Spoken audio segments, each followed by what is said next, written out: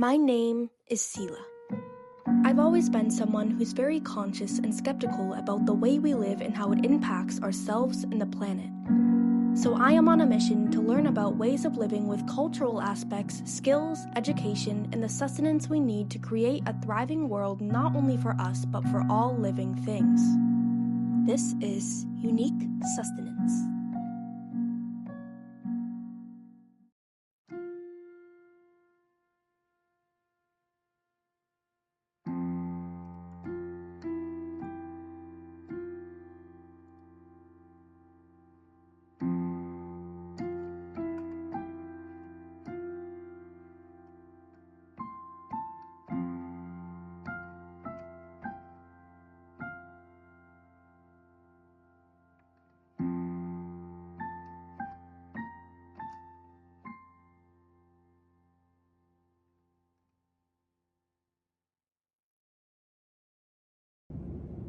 Through this documentary, we'll be exploring different topics on the understanding of what it is we need to be happy, in unity, and in symbiosis with the planet, acknowledging our true purpose within the ecosystem as human beings. We will be meeting people who accentuate the beauty of human culture, who work in symbiosis with nature, who pursue a sustainable lifestyle, and pursue a career that recognizes the sustenance we need for a happy humanity.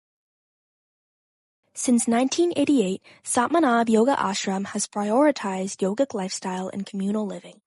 Many people here have had very different lives before the ashram, and it's brought peace and oneness to everyone here. It's a huge, beautifully diverse family coming from many different places, all learning the lovely teachings of yogic culture. Each one's story here is unique in a way that can inspire others to come together and live better and make an impact. So when I first came to the ashram was pretty small at the time. We only had 9 acres of land, and it was started by my guru and his family.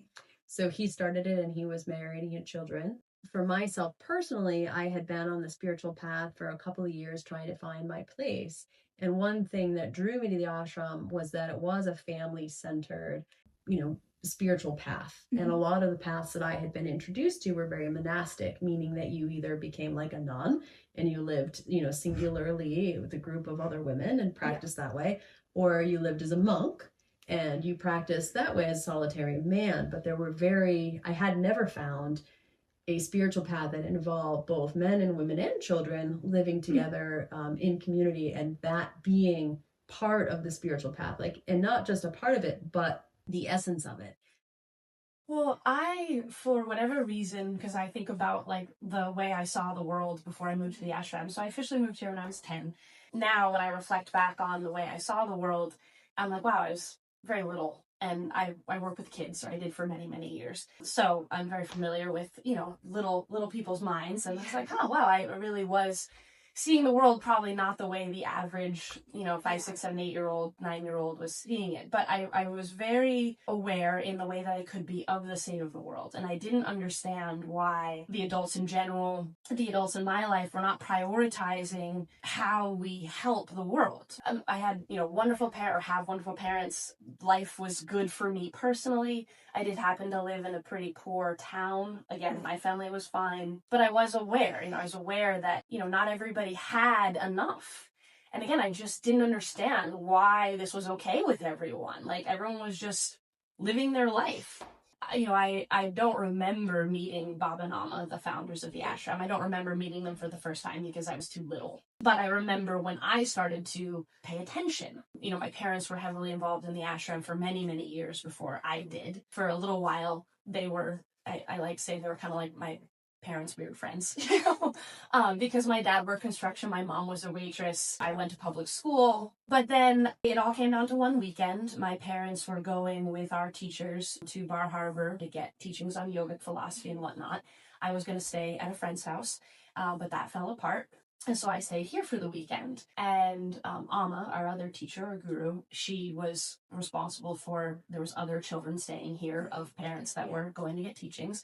And in a matter of moments, I fell in love. Amma became my hero because for the first time, I felt safe. I felt like there's something here. There's something happening. My 10-year-old brain couldn't comprehend what it was.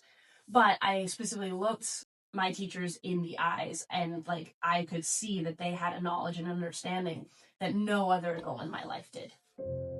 During my stay at the ashram, I got to experience their daily walk up to the Guru's temple, their fire ceremony, and their offerings.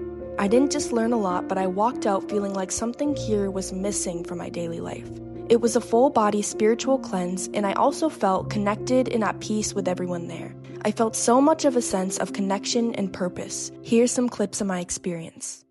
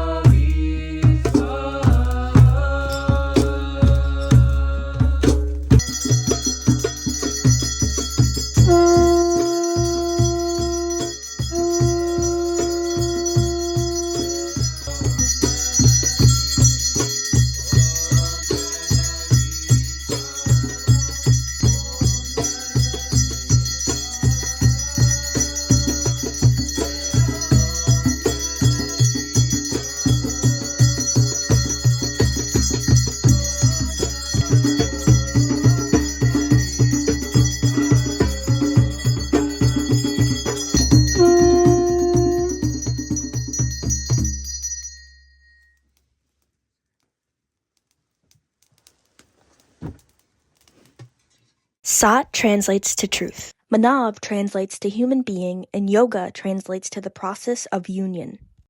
Yogic culture is not only the teachings of yoga, but the empowerment to live our true potential as human beings. One of the first things they teach at the ashram is how important our diet really is and how it influences our everyday lives.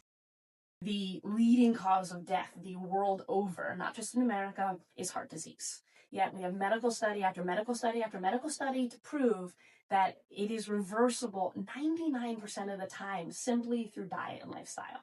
Like, there is nothing that we do on a daily basis that is going to be more influential to our own mental, emotional, and physical state of being, and also to the world around us. We are literally consuming something. Like, what I put in my mouth is going to literally become who and what I am. And this is scientific. This is not hippie. This is not new age. This is not some yogic thing. Like, we now have all the scientific studies to prove that Our diet is the number one contributor to our quality of life, mentally, spiritually, emotionally, physically.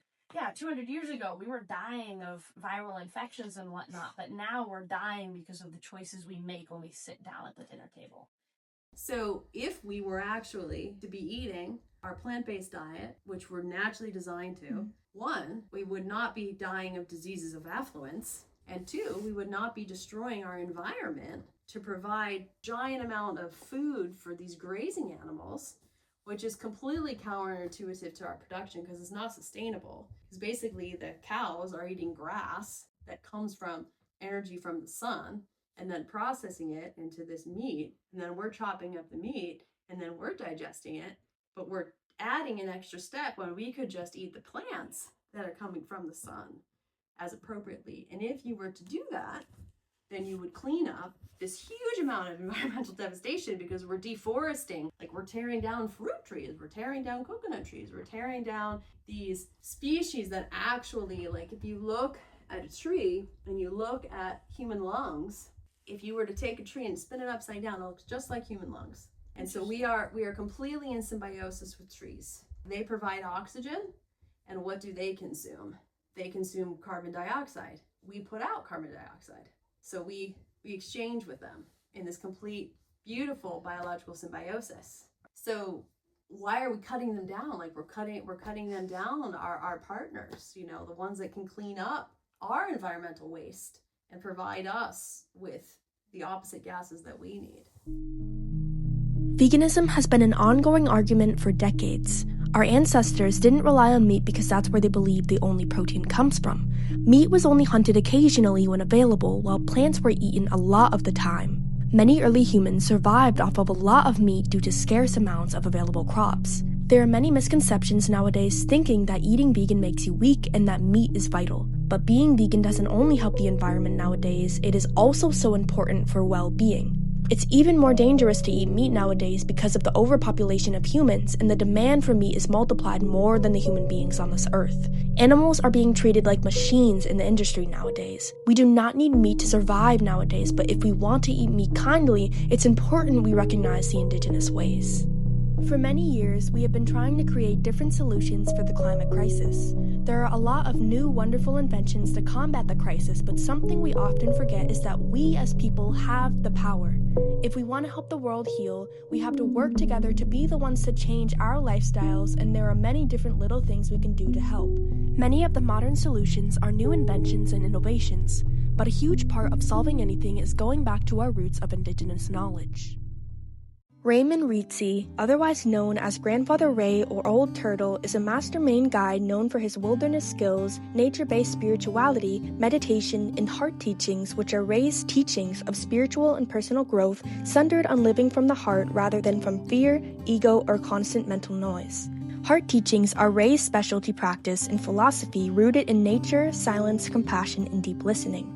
In 1988, Ray and his partner Nancy Ritzie had started Earthways. They teach the ancient ways of living with the earth and does wilderness trips, canoe travel, and traditional skill building. Ray has led many canoe trips, including over 150 trips across the Allagash River. To this day, Raymond is still doing heart teachings at around 80 years old. Throughout the years of Ray's teachings, there were many students inspired by him. During one of his trips to build a Cree-inspired conical shelter was a student by the name of Chris Knapp. He saw that Ray knew the earth deeply and could see that he was at peace with himself and the world. I learned from him for 6 years. We lived with him when we met each other at his place, and his story is unique in a way. When he was a boy, he was living in Buxton, Maine on a farm, and on the back of his farm, there was an elder from the Mi'kmaq people who was living there as a family friend. And so he had this sort of apprenticeship, which became a formal apprenticeship. He was really taken on as a student. And so from the time he was about 8 to the time he was 16, he was learning. And so Ray grew up and sort of had this completely other worldview and skill set living in him, but no place for it. There was no place in which what he understood about the living world that he had learned from Grandfather Joe, who was his teacher, didn't really have a place in Buxton, Maine in 1950. But later on, he did a lot of different things. He fought in Vietnam. He ran an excavator business, bought a dairy farm. Eventually he became a Maine guide, and he started teaching through his guiding. And when he started teaching, people realized, oh, wow, this is not just the normal guide who's like taking me down the river and teaching me canoe strokes, because his connection to land and to the spirit are like really alive and very real. And so I saw that in him when I was 18. I was just like, I don't know who you are, but I want what you have, because this is beautiful. Like, he just was very calm and gentle and real. In 2008, Chris founded the Maine Local Living School in Temple, Maine, and teaches homesteading, wilderness skills, handmade crafts like basketry, carving and fiber work, ecological living, and self-sufficient skills like gardening, foraging, and natural building. The Maine Local Living School teaches many of the sacred skills our ancestors have used for thousands of years, like this traditional Cree shelter developed over 10,000 years ago. Conical Cree homes are traditionally cone-shaped for stability, heated with a fire pit, made of harvested wood, and is covered with materials tailored to the region. Therefore, this Cree home is covered with birch bark, pine, and branches. The students that come to learn here experience a unique feeling that the modern world often makes us lose touch of. Nowadays, we rely on what's already provided that we're often rarely self-reliant.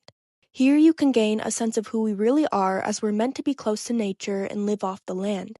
Experiencing learning here has made people realize how stuck we've really been and how vital these skills really are. I really liked the response that came from one of the fall apprentices. They did a little film where they interviewed each other, and they talked about what they had gotten out of the experience of living here for the fall. And one of the guys said that he felt for the first time in his life he had permission to be a human, meaning his own humanness wasn't going to have a negative effect upon the world. So we sort of live in this way where we're looking at our humanity as like this force of evil that is degrading Earth's systems and causing all of this grief for the planet. And so having internalized that, it feels hard to like, well, what is my place? What is my, like, how do I live here and feel good about myself?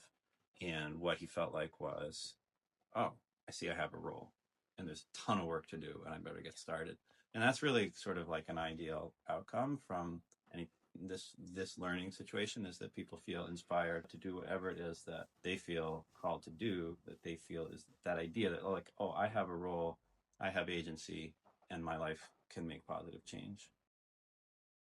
Chris's students have gotten to experience an alternative way of education without tests, strict rules, or due dates, but the feeling of getting to use your hands and make mistakes without the feeling of judgment. Learning is all about experience and observation. It's not about how well you do on a test or memorizing from a packet. Learning is life, and the skills you need to grow yourself and your community.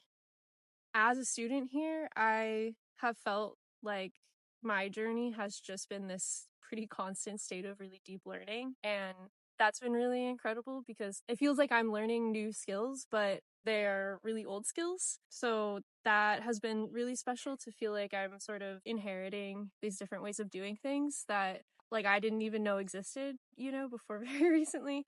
So as a student, like that's been so meaningful, and I would say a huge part of the magic of this place is in the teaching. And so as we're in the state of deep learning, we're also sharing with other people who are a lot younger. And to me, that feels so special because when I think about when I was a much younger person, and if I had been taught some of these things or like been exposed to these skills at a younger age, like how beautiful that would have been. I appreciate too the way that we teach here because it's a lot less like delivering information and a lot more of like creating an atmosphere and a space for people to explore on their own and like form their own relationships. And I think that like that is so much where the learning comes from. In education, a sustenance we need is to build relationships and understand the world around us. We were never meant to be put in boxes. We are all part of a unique and diverse system where we all should be equal and able to express ourselves and be who we are. In modern education, we've often lost touch of those things. A woman by the name of Marilyn Wentworth has created a great impact for the town of Arundel, Maine. Coming from a past of much work, this woman has created a foundation for her family and has worked to create an alternative schooling that fits outside of the societal norms and helps kids to feel more seen and learn independently. The new school is a private, student-driven high school with a very small group of teenagers that gives them the opportunity to learn independently without tests and the ability to learn how they want on their own time. At the end of every semester, their version of tests are presenting what they've learned and done all year. It teaches them to express their creativity, practice public speaking, and share with others who they are.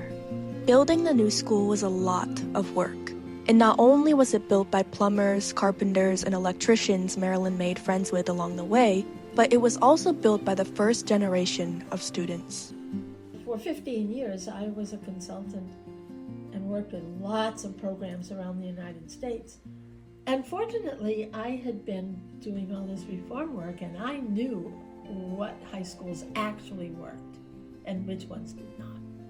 There was one in New York City that was my model for the new school. It was in the Bronx, and it served kids who were failing in public schools, and they did amazing work. It's where senior projects came from. It is where having school meetings came from. A lot of things came from that school. And we started looking for some place where we could have a school, and we found a great place for the school right across from the Kennebunk Savings Bank. It was a house, and the back of it was adjacent to the Park Street Playground. So it was perfect. And we were so excited. It had a barn with a big space in the barn. And we were all set. And 2 weeks before school opened, the bank president gave me a call and said the board has decided they don't want teenagers in that building. We were 2 weeks from opening school, and we had no place to go. And we had 20 kids signed up. And we had looked at this place on Route 1. It had been a AT&T telephone building. And we had turned it down because the rent was too high, and it was a warehouse, basically. And the big part of the warehouse had an oil tank in it that had leaked, and there was an oil slick all across the floor. And we just looked at that. So we went back to look at it and said, we don't really have any choice. We gotta rent this. And we had no money. And so we rented that building, and I called every carpenter, plumber, electrician who I had made friends with over the years and begged them to come and help us. And they did. They came and they worked like dogs, making that place usable. And we asked for donations of carpets, and we covered the whole inside with rugs of all different sorts. Moved walls. So anyway, we had all these friends who came, and the Unitarian Church let us use the church for school until we got it done. So we went to school in the morning, and the kids all learned how to sheetrock. And we sheetrocked in the afternoon and painted and made ourselves a school. It took us about a month to get that school together into something that was actually usable. Most of the beginning of the school was, I would say, pushed by one of the students, Patrick, and myself. And Patrick said, no teacher can teach more than 2 classes because they have to be our mentors, because we're going to do independent studies. Most of the work of the kids was independent studies in the community. And they did some amazing things. And we had one educator who was a professor at UNE who said, if you don't do anything else, get the kids out of this country, because most American kids believe that everyone in the world lives like they do. And they will never believe it's not true unless they go, particularly to countries that have a really different culture. So get out of the country. So our very first 3-week intensive was to Mexico.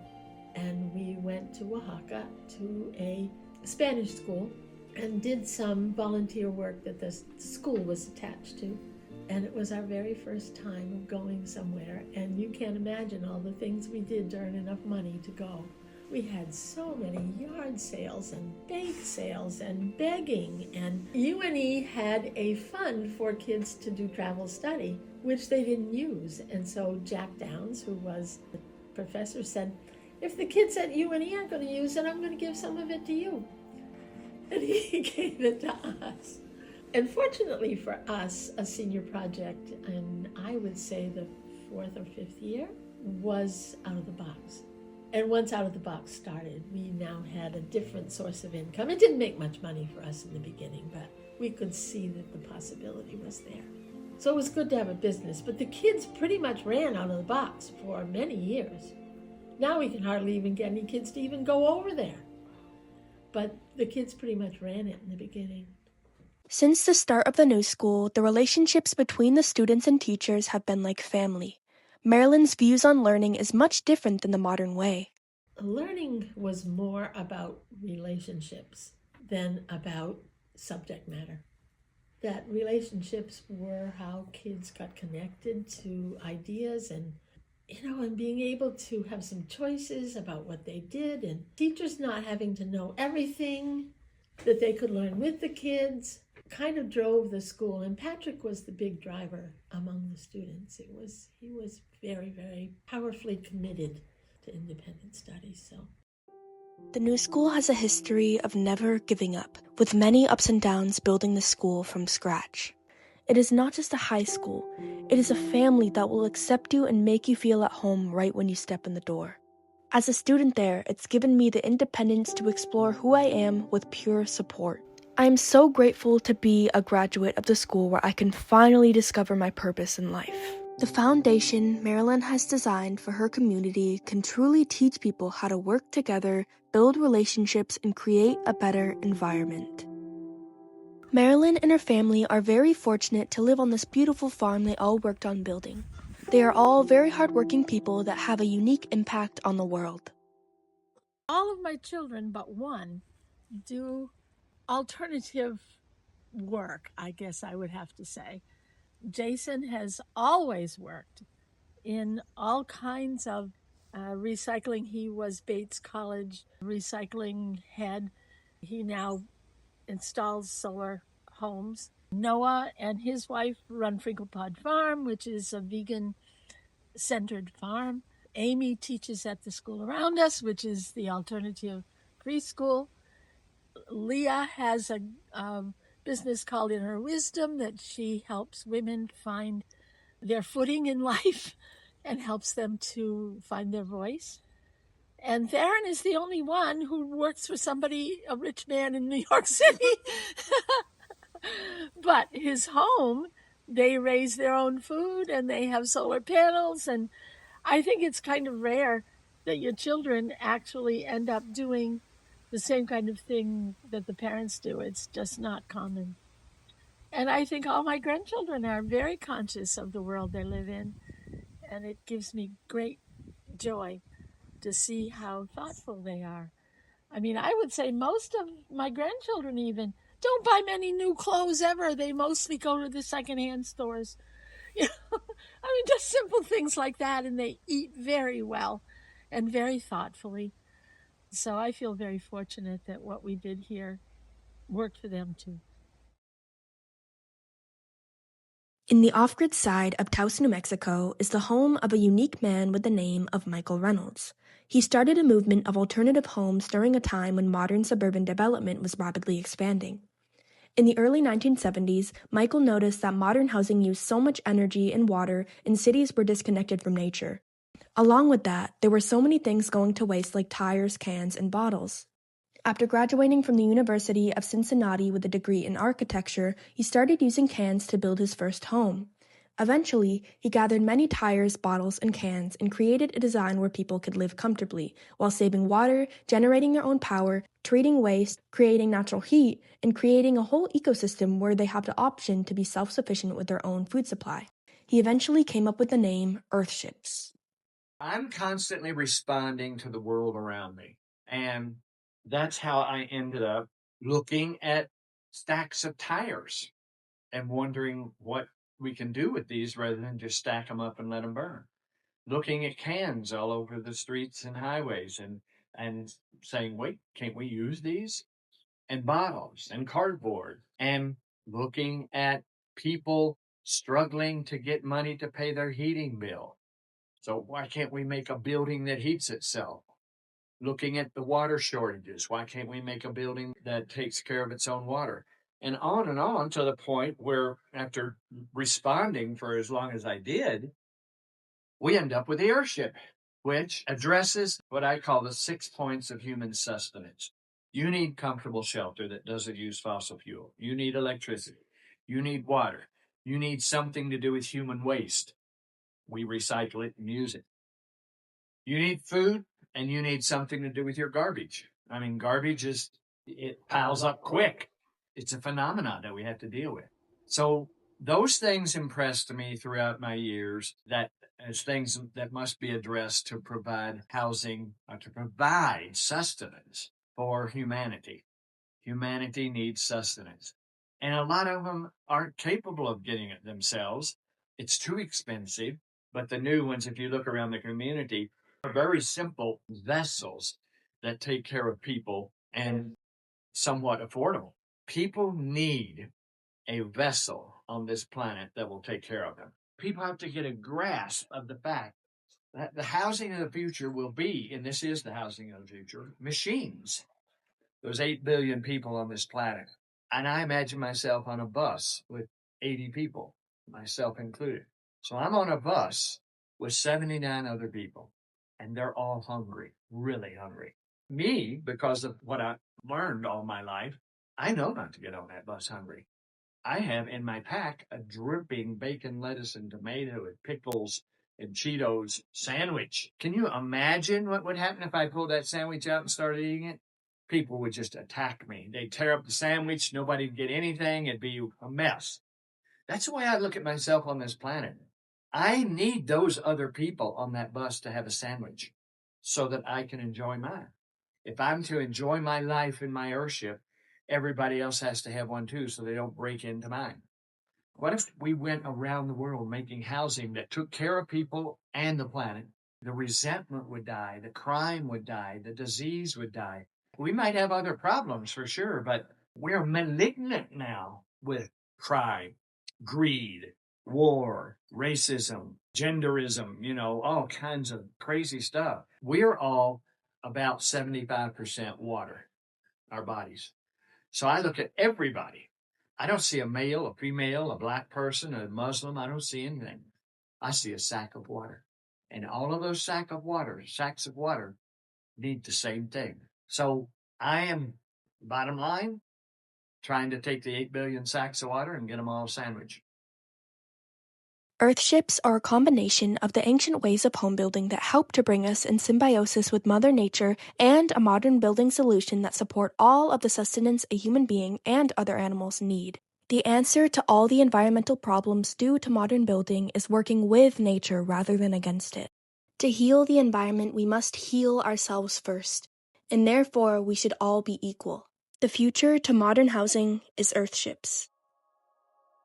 In my journey, I discovered that culture or religion doesn't have to separate us or control our lives, but rather unite us.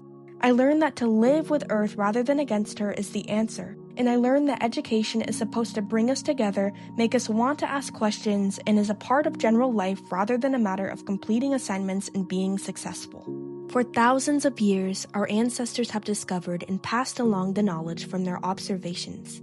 They have understood what our purpose here on Earth truly is. We simply can't run away from nature, we can't run away from each other, and we can't run away from our responsibilities. We're here to learn about ourselves and to love. That's the beauty of Earth. To grow is to understand, not fear. Some have discovered what they can truly do with power. Greed has always existed. Greed is the result of imbalance and wrong teachings. It has been understood that to solve the crisis, everyone needs sustenance, and I mean everyone. To give every single living being what they need may seem impossible, but in this modern world of separation and fear, the truth to be told is that we will always be one. We must all work together to provide for each other equally, and you can start by looking within and with what's right here. To heal the world is to heal ourselves, and to heal ourselves is to understand that we are more than just the box we're put in. Sustenance is love, it is nourishment, it is symbiosis, and it is equality. This is the unique sustenance of humanity.